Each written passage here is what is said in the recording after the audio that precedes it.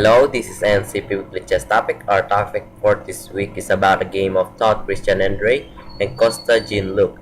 And the event in this game was San Agustin Open Ramon Memorial in August 14, 1999. Okay, let's start. E4, E5, Knight F3, and D5.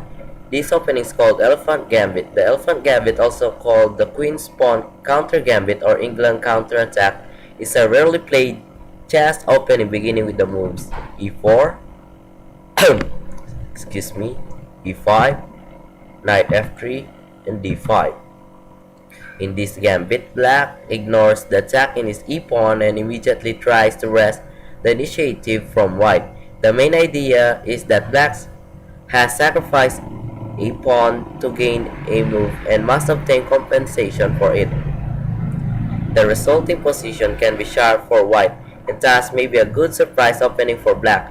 It is generally considered unsound, because if White plays accurately, Black does not get sufficient compensation for the sacrificed pawn. E takes D5, C6, D takes C6.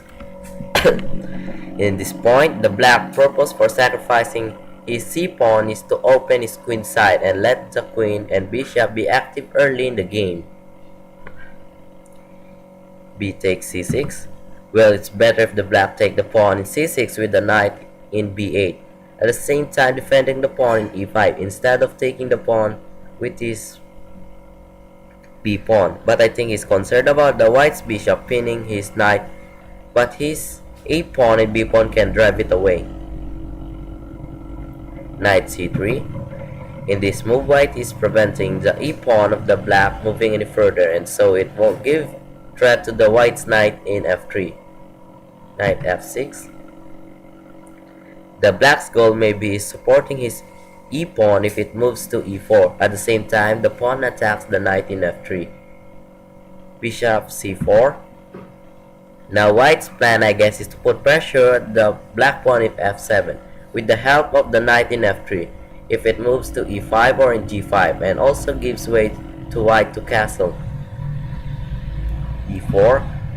The Black e-pawn is giving threat to the knight in f3, and his goal was to drive it away in its position. Queen e2.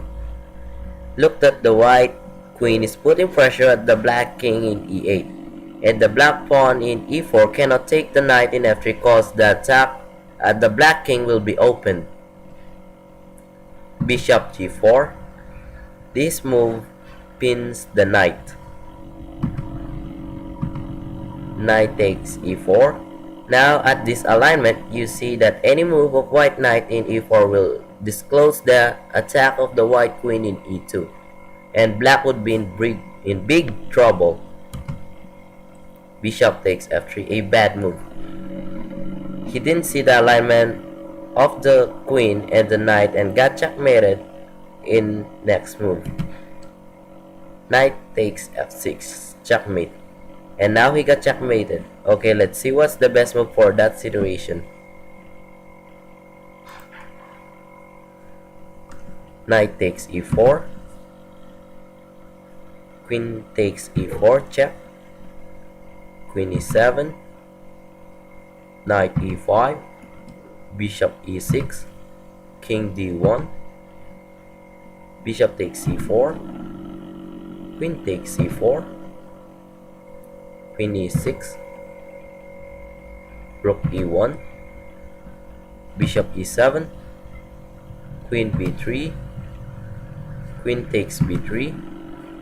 A takes b3. Castle kingside. d4. Rook d8. Rook a4. f6. Knight d3. Bishop d6. Okay, thanks for watching. I hope you like it.